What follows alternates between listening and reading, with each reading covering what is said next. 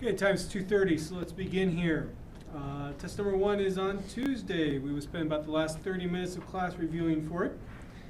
Project number 2 is due in 1 week.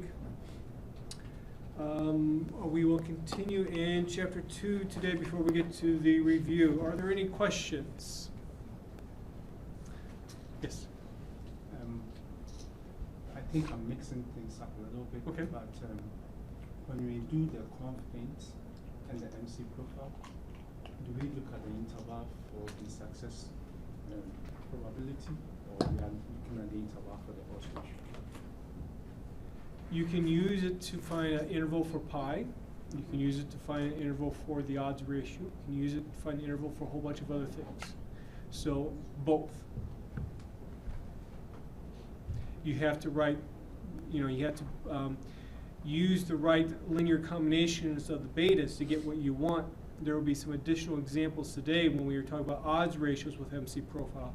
I have not talked about MC profile and odds ratios yet, but obviously with the project there is a problem involving it. Okay? Are there other questions? Okay. So we left off last time talking about this plot. Page 266. So we have distance on the x-axis, we have estimated probability of success on the y-axis, and the red line there is our estimated logistic regression model. Now the plotting points there are the observed proportion of successes. So for example, at 18 yards, let me get a red pen out. At 18 yards here, we had 2 out of 3 place kicks that were successes, or 0.67. So that's why you see this drawn at about 0.67 there. The size of the plotting point corresponds to the number of trials at a particular distance. And the reason why we did that is so that we can get some better idea of how well the model fits our data. In particular, these small points here and these small points here represent only one trial. And so while in a normal linear regression setting you would look at how close are your points to the red line, here we can't necessarily do that without taking into account the number of trials. So in this particular case, the upper points here represent 1 success out of 1 trial, and the lower points represent 0 successes out of 1 trial. And so, of course, if you only have 1 trial, the proportion is either 0 or 1. And so you cannot necessarily use those points as a good way, as a way to measure how well your model fits the data. Instead, what we're hoping for is that points that are relatively large, let's say maybe some of the points right here, are close to the line. And if that happens, then that suggests that the model's fitting those particular, in this case, distances rather well. However, in other situations where you have a point there, and I think we also looked at this one right here, if you look at the distance it is to the line, you can see that we see some separation there, and that might cause us a little bit of concern. So what we're going to talk about next is how this plot was actually constructed in R. And it's constructed much the same way that we had constructed our previous plots with the plot function, but now instead we're going to use a function called symbols. Because notice we are plotting particular symbols that vary by a third variable, in this case the number of trials. So for my x-axis, again I'm going to put the distances. On the y-axis, I put the observed proportion of successes. And then to specify how big the plotting symbol will be, I use the circles argument. And if you notice here, I have the number of trials. I'll explain why square root is there in a second. Inches corresponds to how big do you want the largest circle to be. And I cannot find in the documentation where it's stated, but I believe it's 0.5 inches means the diameter is 0.5. I could be wrong. In the end, it's not a big deal. Just try some values there and look to see which ones make the plot look the best. So, maybe in other situations, you might want to make this 0.25, for example. So if I draw the plot, then you can see the plotting points being drawn. And then again, I use the curve function to get the estimated model on the plot. Okay, so let's talk about this circles argument some more. Suppose I didn't have the square root function there. I just had n good. This is what we get.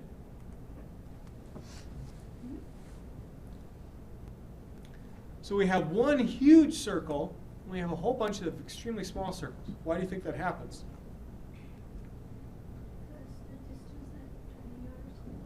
The what? Because we have too many trials that yard too many. Yeah, I wouldn't say necessarily too many trials. We have a lot of trials in comparison to the rest. So I think there's 789 trials at a distance of 20 yards, where the next largest number of trials is 32. And again, the plotting symbol is proportional in size to the number of trials. And we can see that if you compare 32 trials to 789 trials, you can see why at 789 the diameter might be a ½ inch, and then with 32, you know, the diameter is going to be very, very, very small. So in order to make this plot useful to us, we need to rescale this third variable essentially that we're plotting. And in other words, we need to make the largest number of trials closer to a smaller number of trials. And so, for example, one way that you've learned about this probably in another class is maybe to use a log transformation. Because, for example,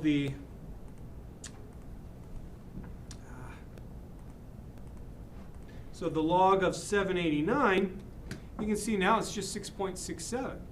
The log of 32 is 3.46. So now it's just half the size. Where before, 32 divided by 789, you can see it's just 4% of the size of the largest number of trials. So if we use the log transformation with this is what we get. So what do you think of that plot? Just got a lot of big circles around there. So maybe we rescale the stuff too much. So, you know, you could try a variety of other kinds of transformations, and what I did was I found the square root one to be relatively good. And that's why I did that there. You know, other people might think some other kind of transformation might be better. The key is you want to make this plot readable so that you understand, you know, in a relative sense, how many trials went into every point being plotted. Are there any questions? Okay. Is this something you would want us, you could ask us to do on an exam to plot this? Well, obviously on the exam, you know, you're not turning in your plot.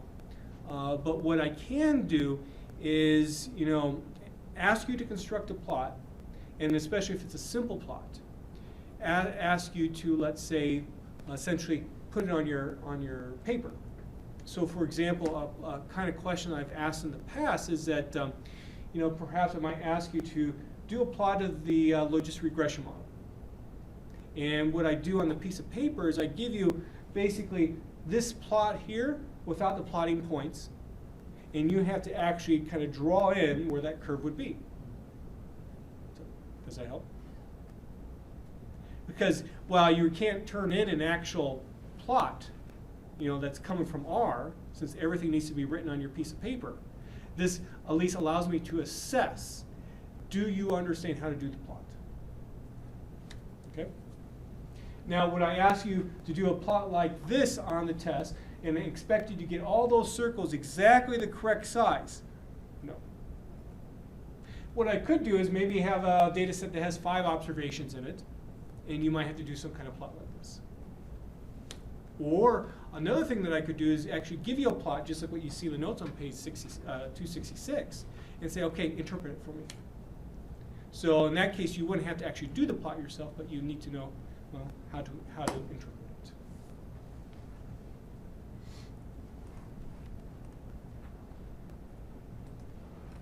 So suppose the previous plot looks something like this, where the circles or bubbles that are in blue are ones that I've added.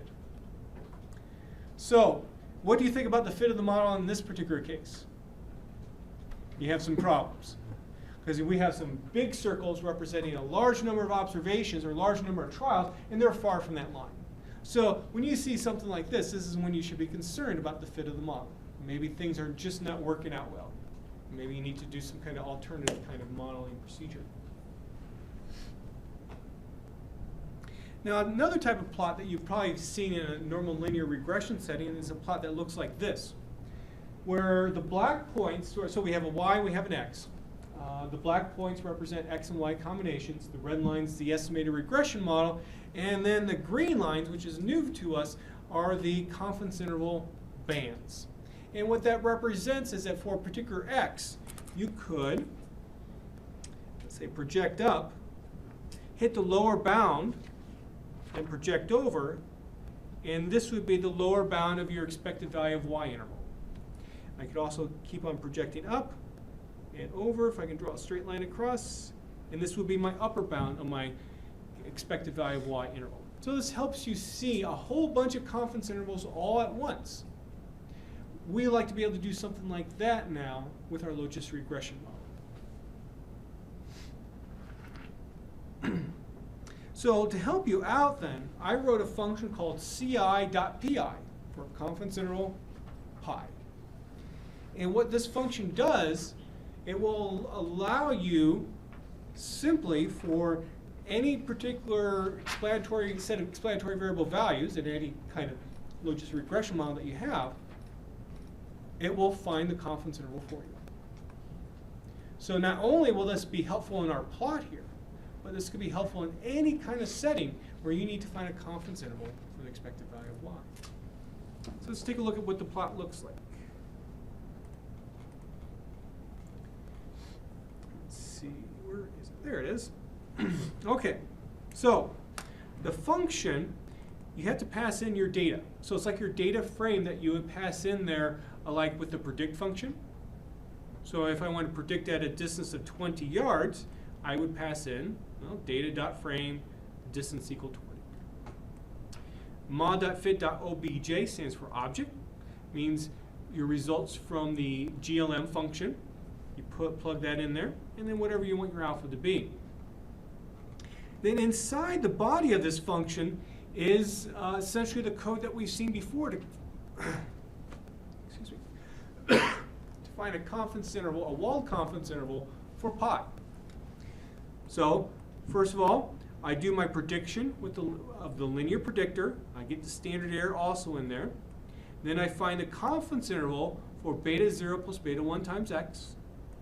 And then I transform that confidence interval to be for pi. And at the very last line, remember the very last line of a function is what's returned to the user after running a function. I have a list where I pass back the lower bound and also the upper bound of the interval. So let's try this out with our Placekicking data set. Again, distance of 20. Mod.fit contains the results from my distance only model and alpha 0.05. And this is what I get, which is exactly the same confidence interval that we had last time. You can also do the same thing for 60 yards as well, to 0.18 to 0.34. So this is where I would expect y to be on average. In other words, an interval for pi at distance of 60 yards. Now we can use this interval, this function, ci.pi, just like what we did with the predict function before when we were drawing a plot of just the estimated logistic regression model. So we can take our previous model plot, we'll do this one. So there's our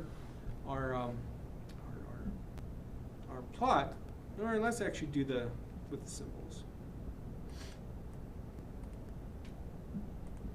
There we go. Okay, so then we just simply use the curve function once again, and for the expression, we put in our ci.pi function, and look at our data frame here, distance equal x. So remember what curve does. It puts in basically 101 different values from your minimum x value on your plot to your maximum value of x on the plot. Plugs them in there. I put in mod.fit, I put in 0.05, and to immediately get the lower bound itself, I say $lower. Is everyone comfortable with that? Anybody like me to explain why that works there? Silence means yes. I completely understand this. I could do this on a test next week. No. Okay. Let's go back up. Okay. So how about if I save the results from this little test case that I did? Okay. So I'm going to do save, gets the results from ci.py. And look, if I type save, I get exactly what I had before. So if I say save $lower, I get then the lower bound. Note if I did name save, I have lower and upper. So it's just like what we were seeing before with like mod.fit. The results from GLM are returned as a list. And what I just did in my function, I created a very small list. And to access particular components of it, I do a $lower. Now alternatively, what I could do, if I just want to get the lower bound only, how about at just the very end of that function, I just say $lower. So if I do that, that's like a little shortcut. And that's essentially what I'm doing then with the ci.py function down here by saying $lower. Any other questions about this?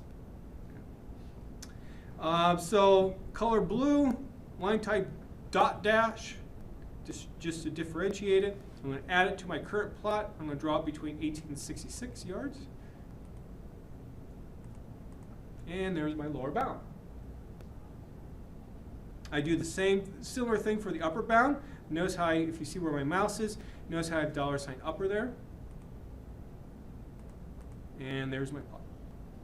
Now, of course, it's very helpful to have a legend that describes, well, what does the red line mean? What does the blue line mean? And I don't think that we've talked about how to do legends in this class yet. Am I correct? Okay. So, legend at distance of 20 yards, in other words, x equal 20 on my x-axis, estimated probability of success of 0.4, so the y value of 0.4, I'm going to put the following legend. I'm going to combine together two labels, logistic regression model and 95% confidence interval. The line type, remember the model was a solid line, the interval was dot dash. The color, the model was red line, the interval was blue. I'm sorry, the interval color was blue. And then I'm going to put BTY here, which stands for box type. Do I want a box around my legend? You know, you often see that on plots. I usually don't like them. So I put box type equal N for no. And if I run that, there's my legend.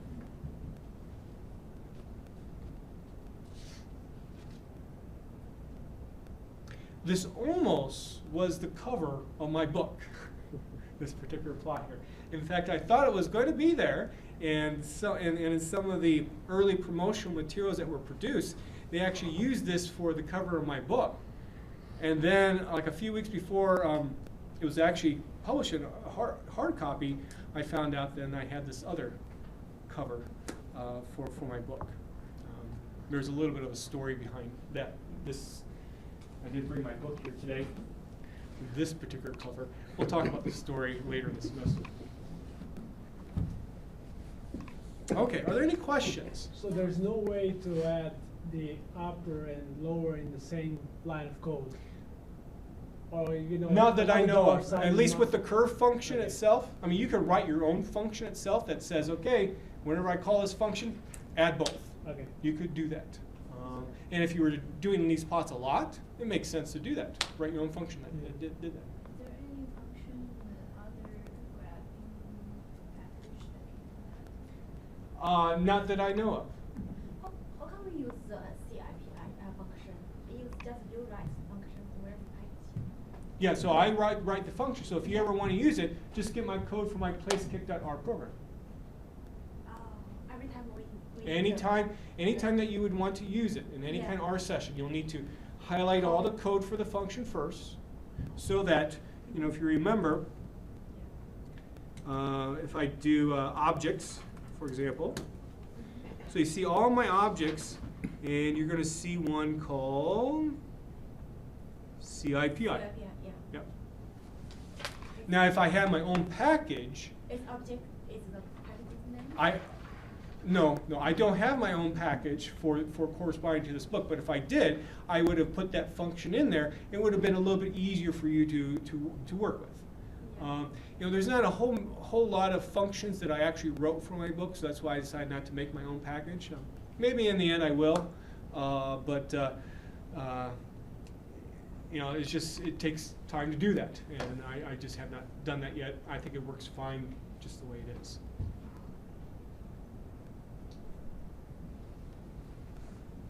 Any other questions?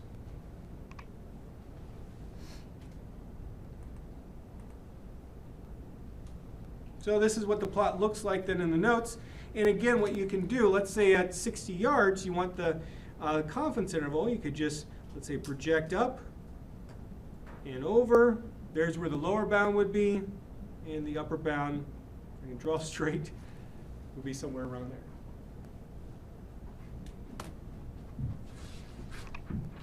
Please note, though, that basically what this is giving is, for, let's say, all possible distances from 18 to 66 yards is giving what the 95% confidence interval would be. It does not say anything about the family-wise confidence level. We talked about that a little bit last time. So overall, you know, what's essentially the confidence level for these bands? It's probably something less than 95%. I am not controlling the overall family-wise level.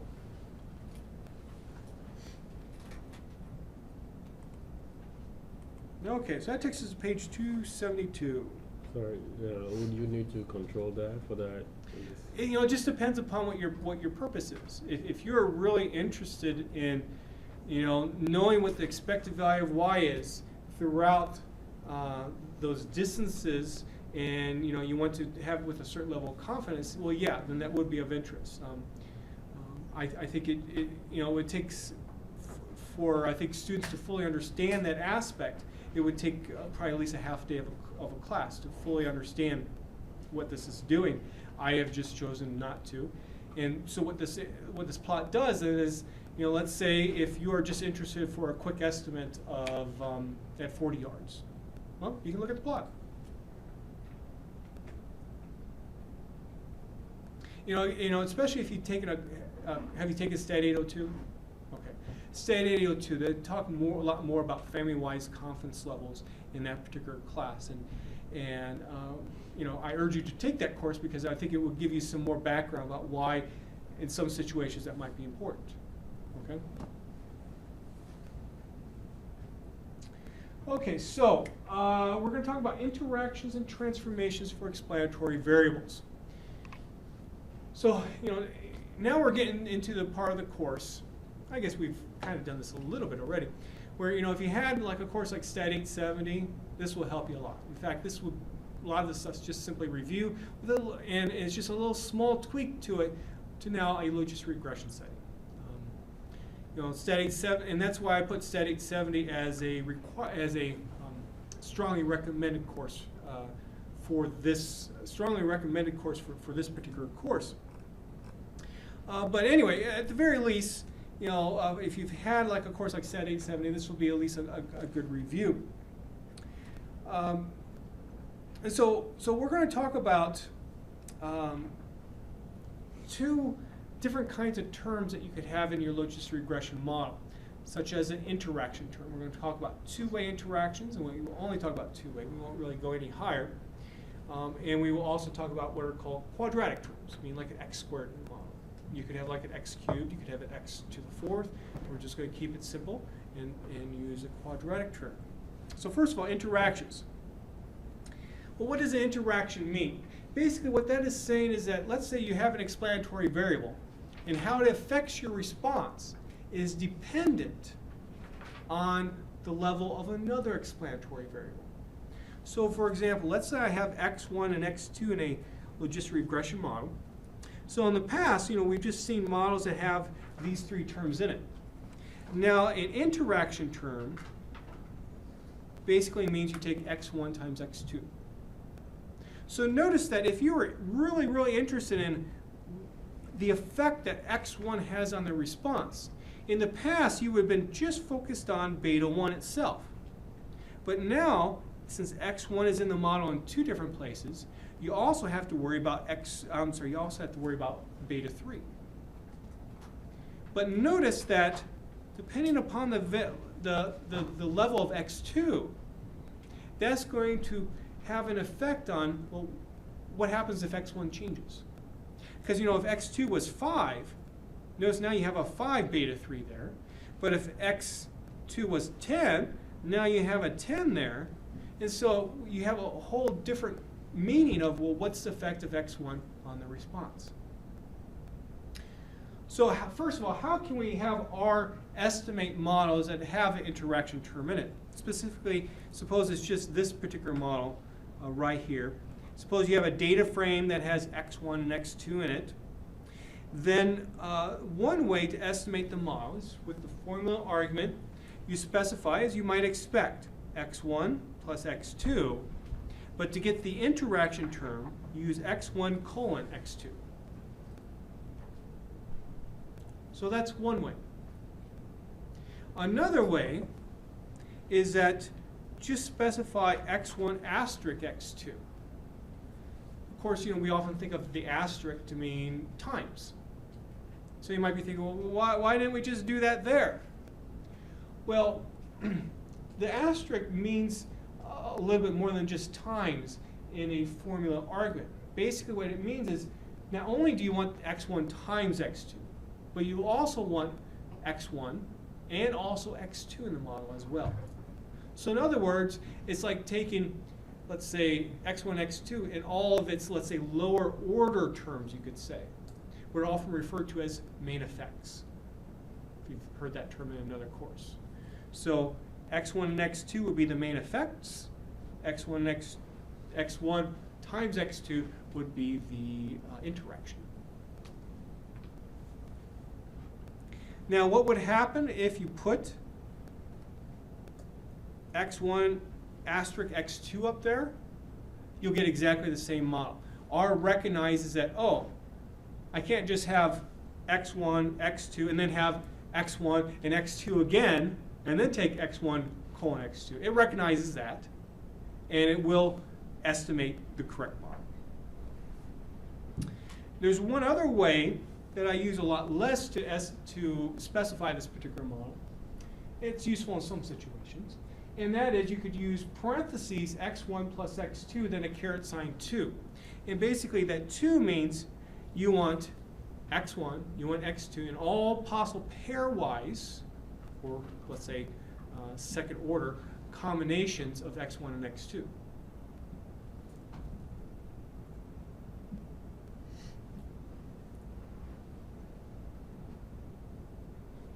Let's look at another example.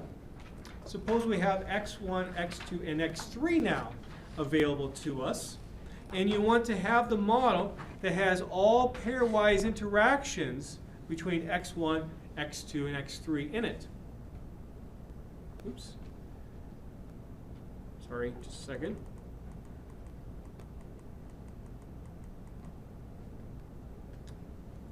Okay.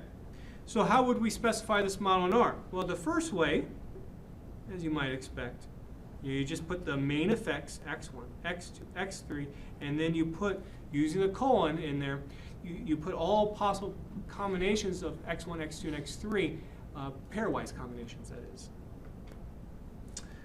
Alternatively, a little bit shorter, you could say x1 asterisk x2, x1 asterisk x3, x2 asterisk x3. And then lastly, the shortest of them all, parentheses x1 plus x2 plus x3, caret sign 2. Those will all be equivalent.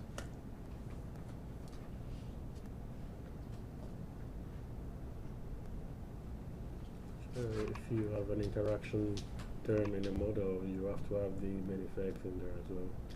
That is the convention to do that. Do you have to? No. But typically it makes sense to do that, because if you say x1 and x2 interact with one another, you also mean that essentially just x1 itself has an effect on the response. x2 just has an effect on the response. So it would make sense to have x1 x2 and x1 times x2 in the model. So again, the convention is you always have the lower order terms, you could say, corresponding to the interaction. So in the simplest, although we won't necessarily discuss this really in a class, suppose you have the three-way interaction in a model. Well, not only would you have that three-way, but you would also have all these terms as well.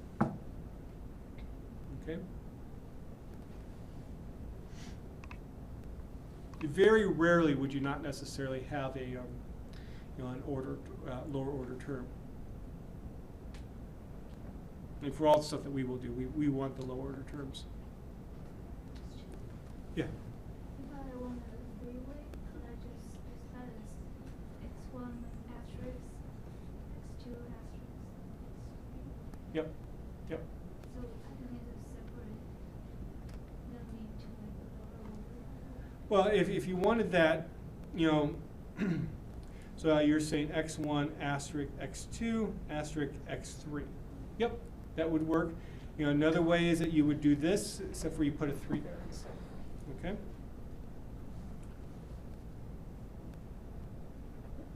Obviously you could have 4-way interactions, you could have 5-way interactions.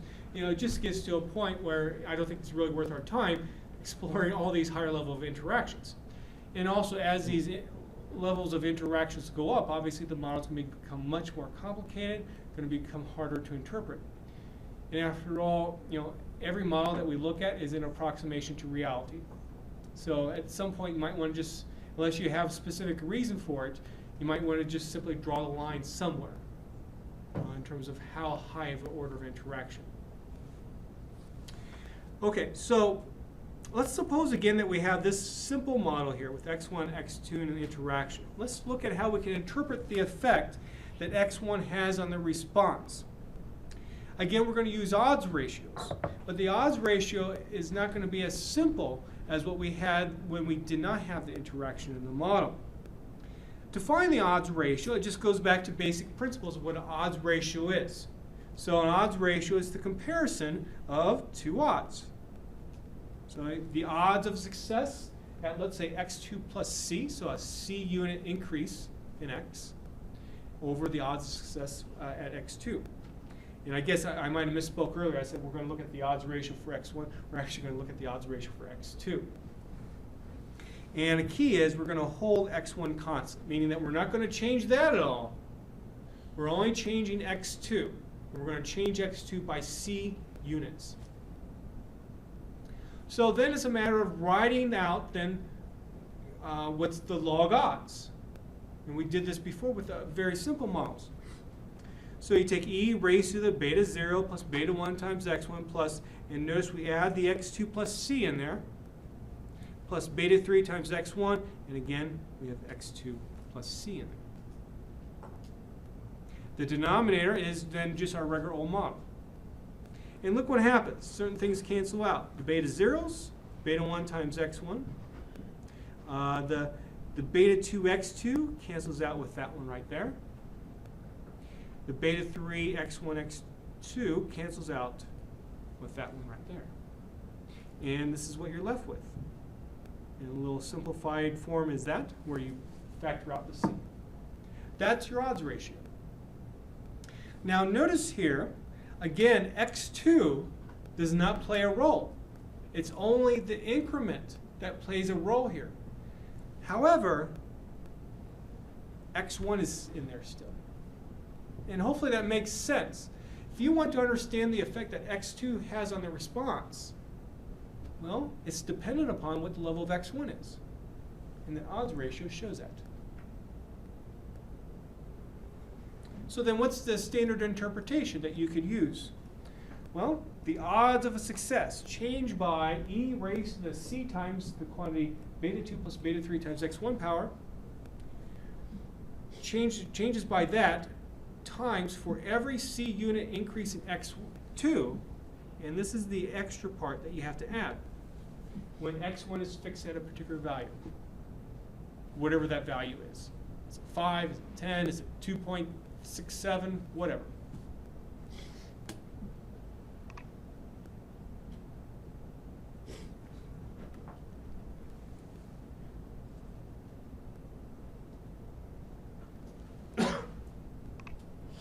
And again, compare that to what we had before.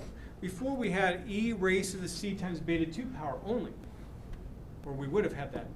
And you know, we didn't have to specify what value we were holding x1 constant at. Now we have to, because x1 is within our odds ratio expression. Well, what about confidence intervals? Well, we can find confidence intervals in very much the same manner as before. We find the confidence interval, first of all, for the stuff that's in the power of the exponential function. And then we use the, I didn't say that very well. We first of all find the walled confidence interval for c times beta hat 2 plus beta hat 3 times x1.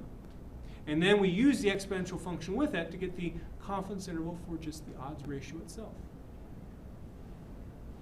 Now, the thing that's a little bit difficult to get is that estimated variance. And we've seen estimated variances like that when we were doing confidence intervals for pi. And so it's the same principle of we're looking at variances and covariances to find it. We can also use profile likelihood ratio intervals. And similar to what we saw with the confidence interval for pi, you know, these calculations are more complicated. But fortunately, we have this MC profile function that helps us.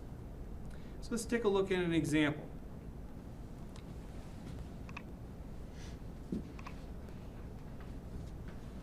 Okay. Generally in field goal kicking, you know, you would expect, we kind of discussed this before, that the farther you are from the goalposts, the more of a chance that the wind has to affect the probability of success, because it has a longer period of time that the wind can push the ball one way or another. So because of that, then you would expect to see some kind of interaction between wind and distance. So if it's windy, you would expect the probability of success to be different for different distances than it would be for, well, I didn't say that very well. You would expect the wind at 50 yards to have more an effect on the probability of success than it would at 20 yards. So essentially what I hypothesize then, you could say, is that my model should be something like this. Logit of pi is equal to beta 0 plus beta 1 times distance plus beta 2 times my wind variable plus beta 3 times my distance times wind variable. And remember, at least in my data set, for some particular reasons, I had to actually make wind binary, meaning is it windy or is it not windy? So let's actually test this. Let's test our hypothesis. So that means then my alternative hypothesis model will be the model with the interaction in it. My null hypothesis model will be exactly the same, but it will not have the interaction in it.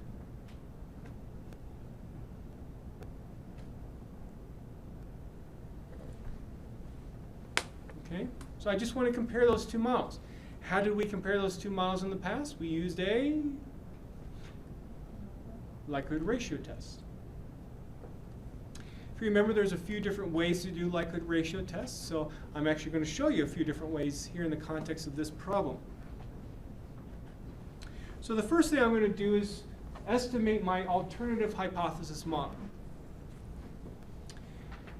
Distance, wind, and look at how I got the interaction in there. I put a colon. And while, you know, I would generally, and then I summarize the model's fit. And while normally I would just use a likelihood ratio test just to illustrate what happens with a wall test, notice how R then writes out my interaction term in my summary output, and then it gives a p-value of 0.0531. So what does this mean? Essentially, there's marginal evidence that there is a distance and wind interaction. Also, here's my actual estimated logistic regression model 2. So we can see that distance and wind, the interaction term, has an regression parameter of negative 0.0837. So the wind variable is equal to a 1 when it's windy. It's equal to 0 when it's not windy. Given that I have a negative beta hat there on distance and wind, what does that mean, the effect that distance has when it's windy versus not windy? It decreases. So now look what happens if wind was equal to 0. What would happen to that term in that model? It disappears. When wind is equal to 1, you're going to have 1 times negative 0.0837. So what that's going to do is, as distance increases, it's going to cause that probability of success to go farther down than it would have otherwise when it was windy. I'm sorry, when it was not windy. Let's actually take a look at a plot of that. So here's let me see if I can make this a little bit bigger. Let's see. Let's try 120%. Yeah. Okay. I think that's going to be fine.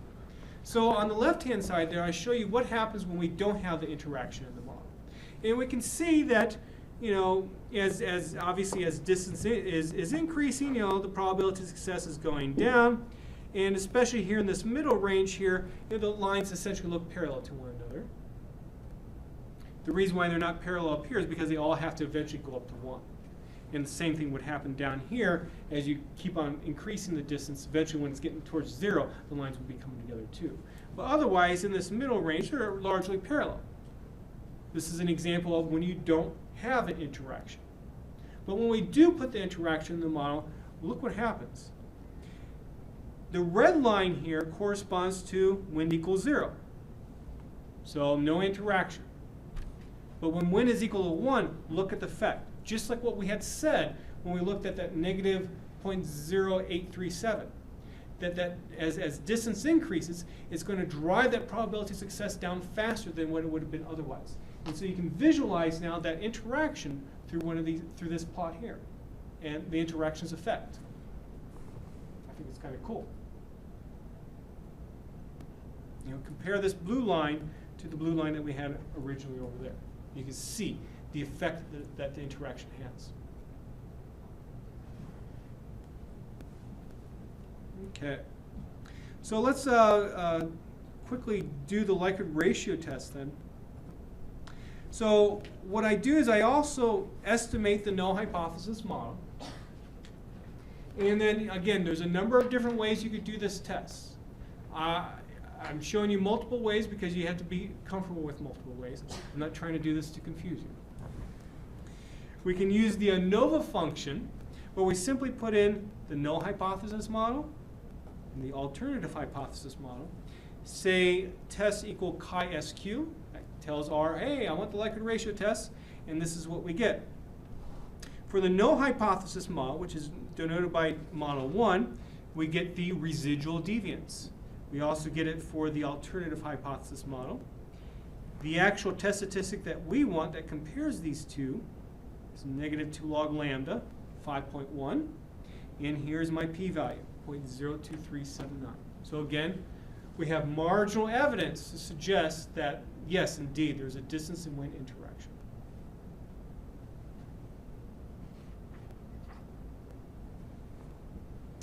Okay, these notes. So we've already done that. If I were to use the capital ANOVA function, which was actually the first way I showed you about these likelihood ratio tests, in this particular case, I only need to put in the results from the alternative hypothesis model.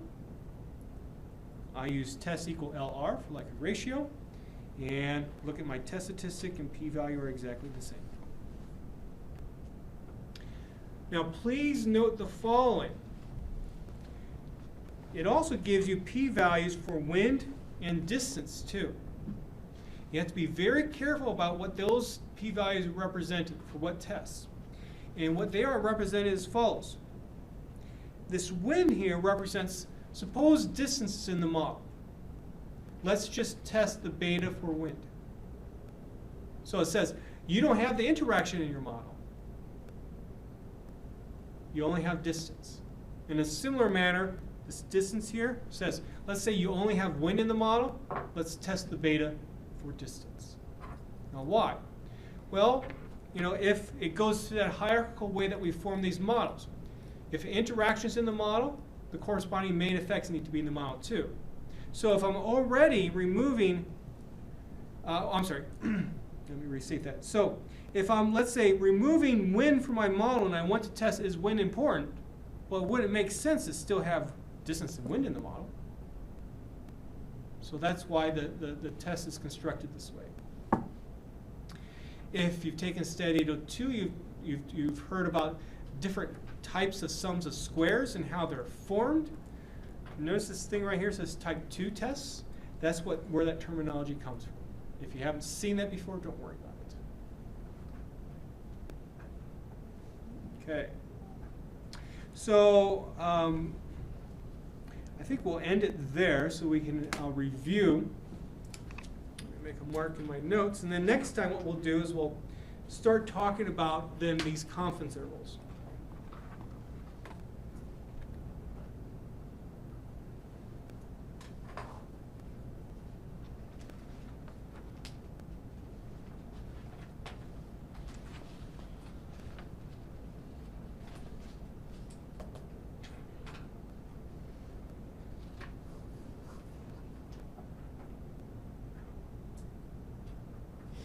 Okay. I'm going to get out Windows Journal here so I can write on it. Let's talk about the test.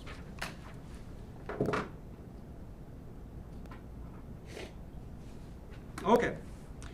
First of all, on Tuesdays in this classroom, there's no class in here after us.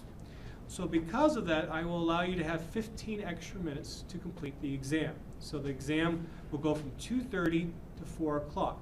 I am still writing the exam as if it was an hour and 15-minute test. I already wrote the exam, so it was an hour and 15-minute test.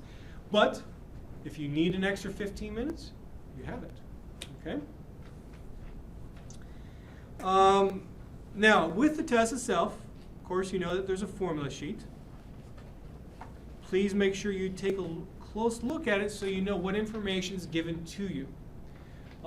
This will be available on my website during the test. I will not pass out a paper copy. The test itself covers chapters 1 and then also chapter 2 up to page 271 in the notes. So the end of the confidence intervals for pi section. So we only did a little bit more today in that section.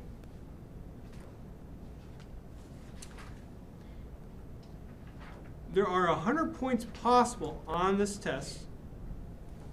Again, no matter what the points were, it's still going to be scaled to, I think it's 25% of your overall grade based upon what the syllabus says. And here's how the points are broken up. There's 37 points. This is I still haven't photocopied it. I'm going to look through the test one more time. So this is what it looks like right now. There's a small chance it might change a little bit. So the problem number 1, 37 points. I'm going to give you some data. You're going to need to use R for some, not all, for some parts to help you answer the questions. Problem number 2 is 23 points. I'm going to give you some data. You're going to use R for some of the parts to help you answer the questions. Problem number 3 is worth 12 points. And it's going to be a question about true confidence levels. Maybe you have to use R, maybe you don't have to use R. So, a question could be, I give you a confidence interval. I ask you, find the true confidence level for it for a particular situation. Or where you would have to actually use R. Another type of question would be, tell me in words, how you would find it without talking about any kind of R function at all. So I guess those are the two extremes. I guess another one too, yes. Another one is, let's say if I give you a true confidence level plot, and I ask you to interpret it for me.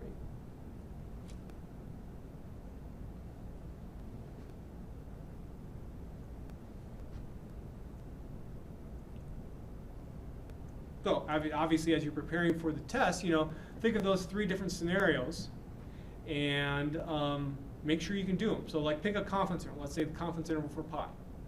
Make sure you can do them.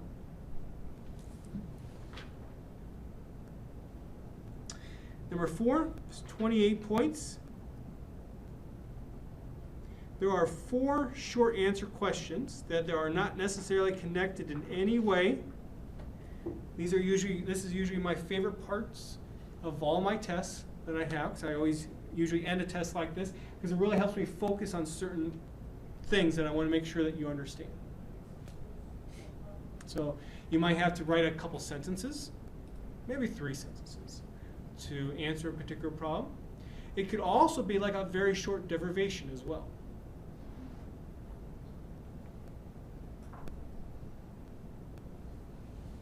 Okay, so that's the structure of the exam.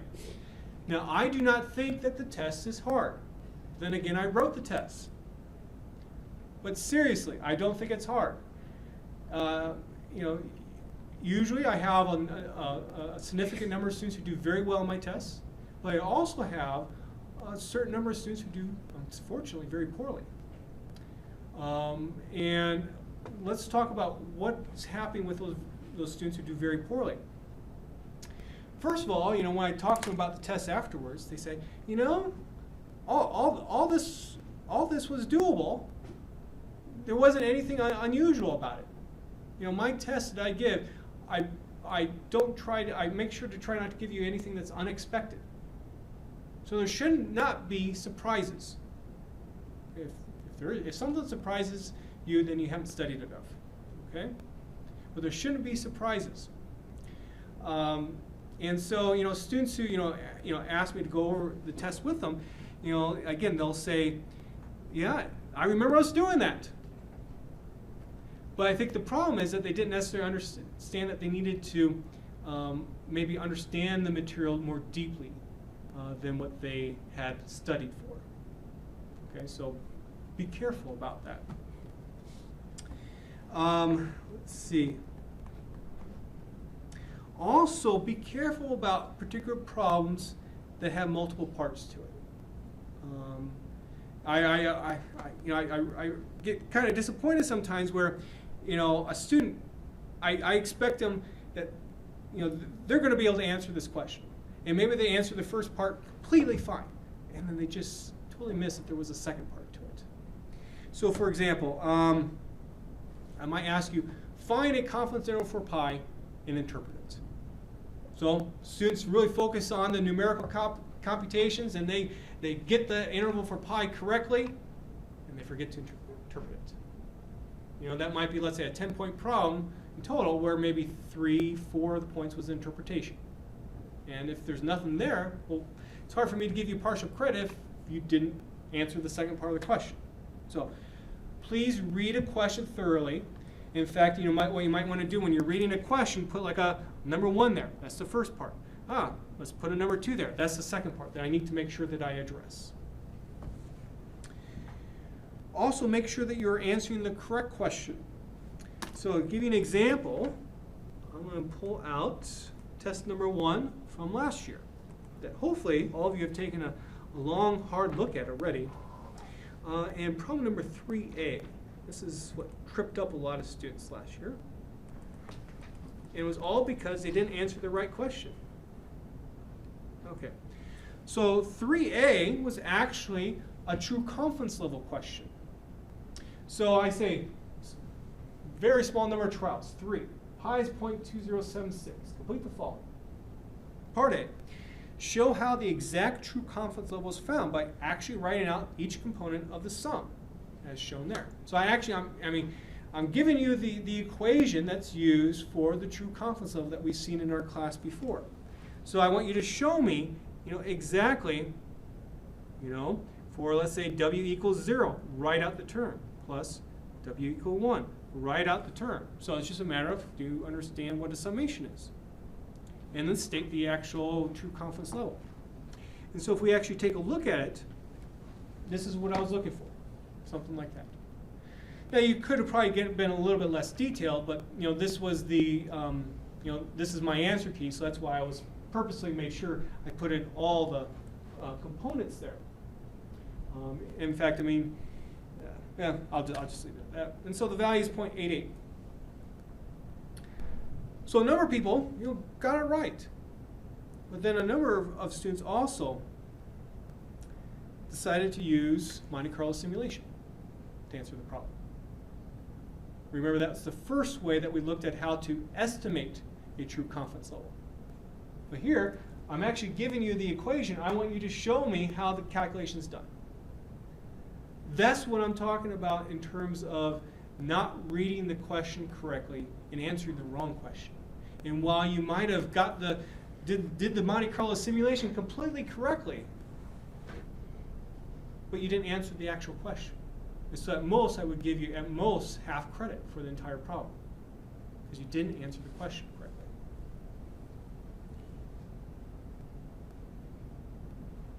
Okay, are there any questions about that? Again, I want you to all do well. So I hope that you can learn from the mistakes of others. Okay, so again, this was the test from 2014. And if you haven't done it yet, I recommend that you take it yourself in a similar situation to what you're going to be having here. Just get out your computer, and time yourself and see how long it takes you. Hopefully it will take just an hour and 15 minutes. Of course, you still have that extra 15 minutes, so you can give yourself a little bit more time too if you want. But make sure that you can complete it all in an hour and 15 minutes. Especially for students who haven't had an experience where you've had to do a computer-based test for a statistics course, it can be a completely new experience. And so that's why I thought this year I'm going to actually give you guys an actual test so you can practice it on your own.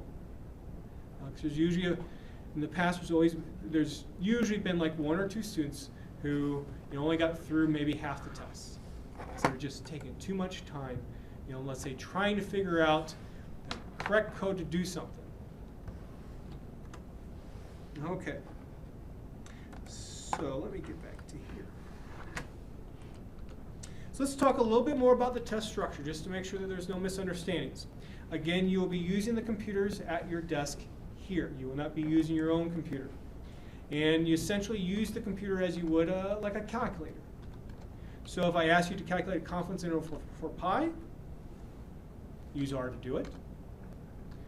And then for your answer on the test, you need to actually write on the piece of paper that I'm going to give you, write out what the confidence interval is. But you need to tell me a little bit more about how you found it as a way to show your work. So for example, you could give me the actual equation that was used for the confidence interval. You could give me some R code. You don't have to give me both. If you want to give me both, that's fine. But just make sure you can complete the test in the allotted amount of time.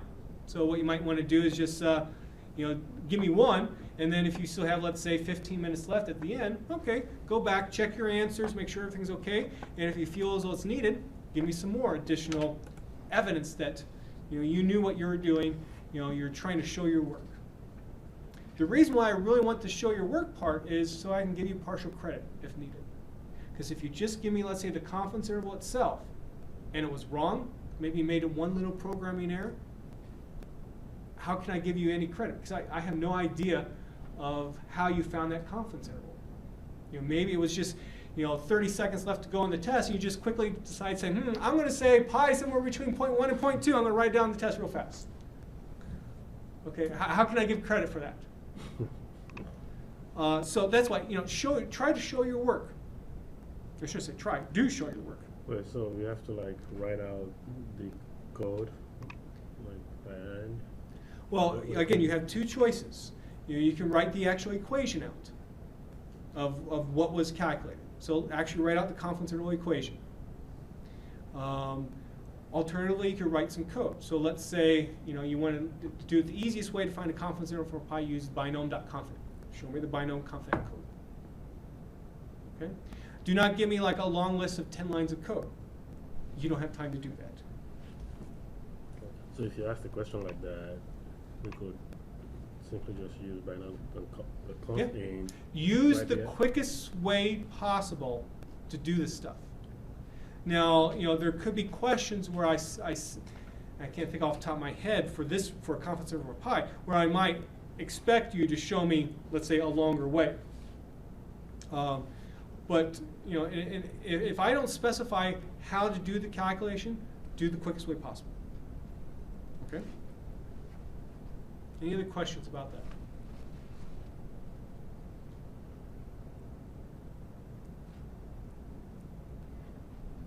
Okay, so on these computers here, let's see. If you haven't done so already, I would make sure that you log on to these computers and you get comfortable with where to find stuff. TIN is on these computers, RStudio is on these computers, and obviously just R itself is on these computers. Do note that it often takes a long time to log on to these computers. I don't know why. So it might be helpful to get to class at least 5 minutes early on Tuesday to make sure you can log on. Now, I've been working with Information Technology Services to get these computers updated so that all the packages that we use, like for example MC Profile, are on these computers. And just this morning they said, yes, they are. It should be ready to go. And so that's actually what I was doing before class, checking it. And at least on this computer, it was. I hope it's the same on all the computers in here. I would expect it would be, but if you really have to, you might have to install a package on the fly. So of course, make sure you know how to do that. By now, you should have all done that at least a couple times. But hopefully, with all the packages that you need on these computers, hopefully that will save you time during the test. The test is closed note, closed book, but you have access to all my R programs on my website. So it's going to be very important that before the test that, hopefully you've been doing this already, that you've been stepping through my programs and you have enough of a familiarity with my programs that you know where to find stuff. So for example, if I asked you to find a confidence interval for pi, the quickest way is to use that ci.pi function that we looked at today. You know where to find that approximately in my Placekick program, and copy it over to your own place where you're having your code and use it. Now, if you're taking 10 minutes during the test to find a certain segment of code, that tells me you haven't studied enough. Okay? You need to have some familiarity with those programs. But of course, don't over-rely on the programs too. Sometimes students in a fully open book test, they decide, well, I'm not going to study a whole lot because I know I can always look up all the answers. And then by the time the class period's done, they only have half the test done because they didn't study enough and they were over-relying on the materials that were given to them. So be careful about that. Also during the test, you cannot communicate with others in this classroom. So obviously you have or outside this classroom, you have a computer here. Don't let's say email my co-author in my book and ask them, how do you do this?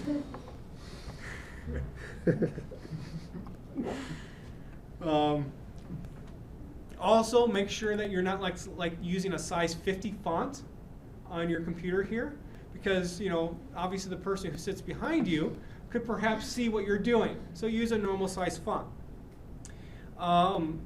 Do not have any of my lecture notes open. Again, this is closed book, closed note.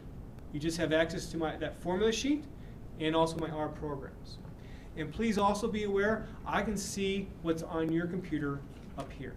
There's a nice little software system that's stored on the computer, I guess it's actually down here, that allows me to see exactly what's on all your computers. So it's not worth it to do something that you're not supposed to do, because I can see what's on your computers.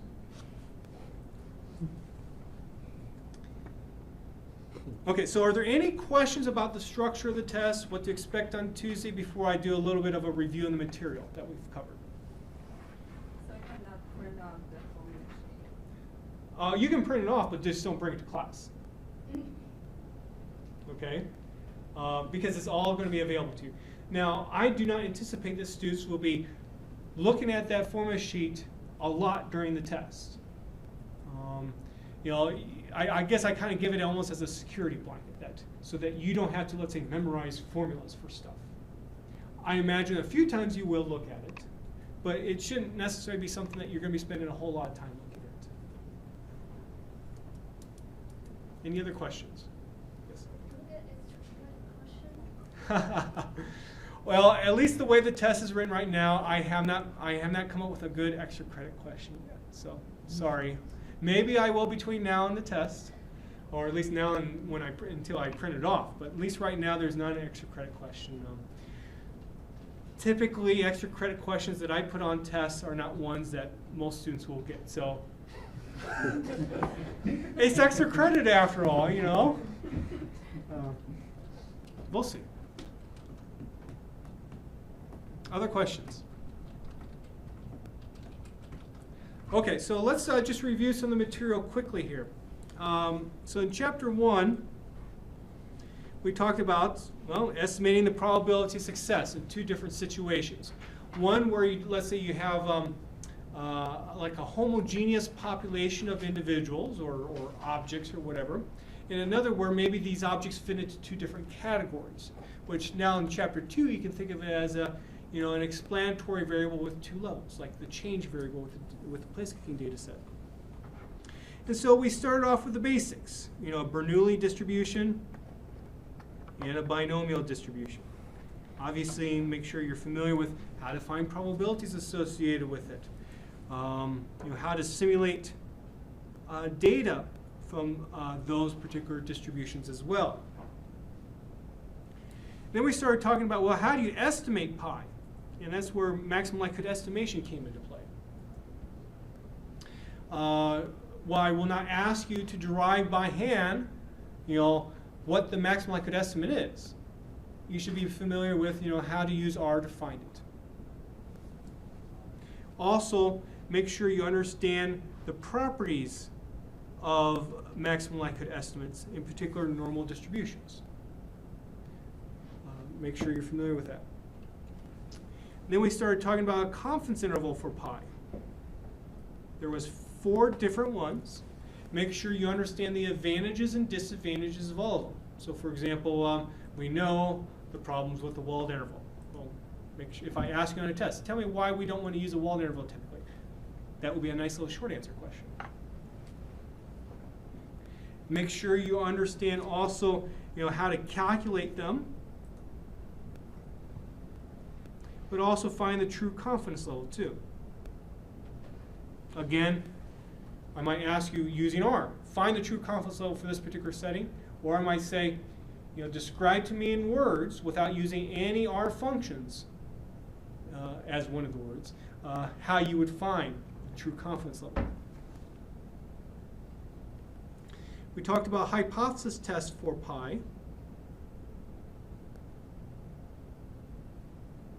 So we looked at a score test, we looked at a likelihood ratio test. Make sure you can implement them. Then we started talking about when you had 2 groups of data, and we looked at pi 1 minus pi 2 in a 2x2 contingency table structure. How do we find confidence intervals for it? There was a wall, there was a grassy CAFO. Make sure that you understand how to calculate it. Also, how to find the true confidence level. So again, what I could do is I say, find the true confidence level using R for a particular setting, or describe to me in words. How would you find the true confidence level?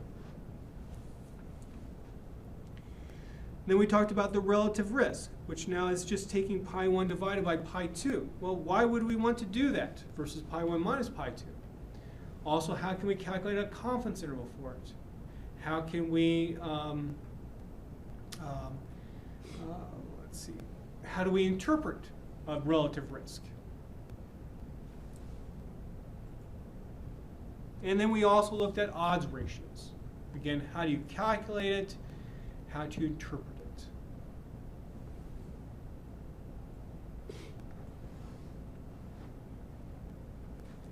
That took us then into chapter 2.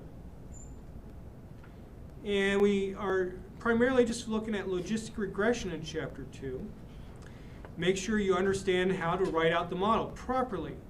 So if you want to write out the estimated model, you need to have a hat someplace. Make sure you put the hats on the right things. Make sure you understand how to use a GLM function then to get the estimated model out. Remember, if you have, let's say, binomial response data, you have to modify your GLM code a little bit in comparison to if you had Bernoulli response data.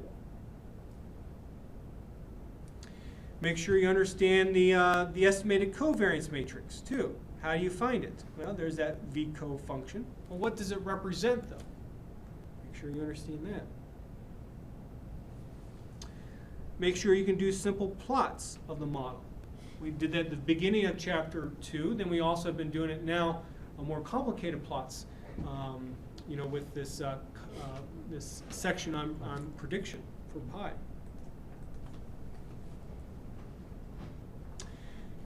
Then we started talking about likelihood ratio tests and wall tests to test betas in our model.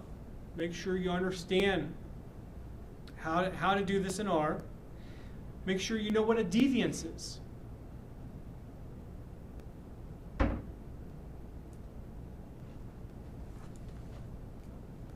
We've also talked about odds ratios as well. How do you estimate an odds ratio for the simple logistic regression models that we talked about, not the models that we were just talking about today for interaction terms.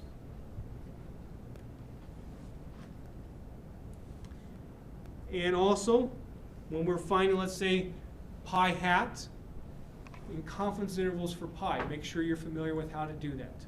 The walled, the profile likelihood ratio.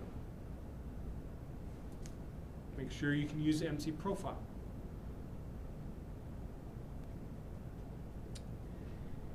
And then lastly, and of course, then we had plots too with it.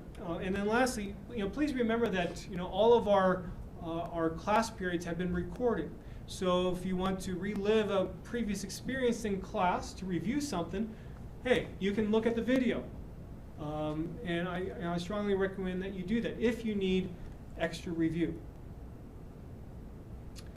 Okay, sorry that all took me a little bit longer than I wanted. We have essentially 2 minutes left.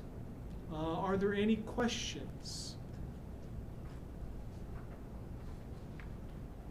In one of the lectures, you showed us that you showed us the plot for the logistic regression, and it was the curved line. It was the what? Yeah, it was like the S. Yeah, the S. Are you talking about the plot where I did 2 of them, one with a negative beta one and one with a positive beta one? Okay. Yeah, then you talked about the same plot for a logit, and you said it would be a straight line. Yeah. I think you asked us to go and understand why it was a straight line. Okay. Could you? Sure. Well, so here's your model.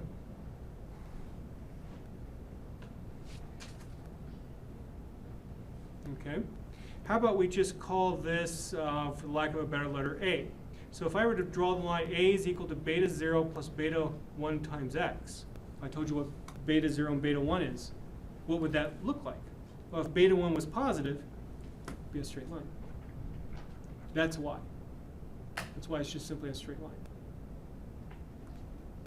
So for this here, logit of pi is the y-axis, x is on the x-axis.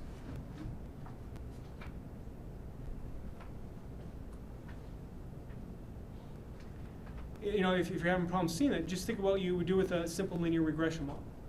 You would have, y hat is equal to, I'm going to do the estimated model here, beta hat 0 plus beta hat 1 times x. Do you agree with me that would be just a straight line? Okay. Same reason. Same exact reason. So that would be a sufficient, if that was a question, Yeah. answer. That would be sufficient answer. Yeah. Okay, we are out of time. If you still have more questions, I'd be happy to meet with you outside in the hall. That is it here in our classroom today.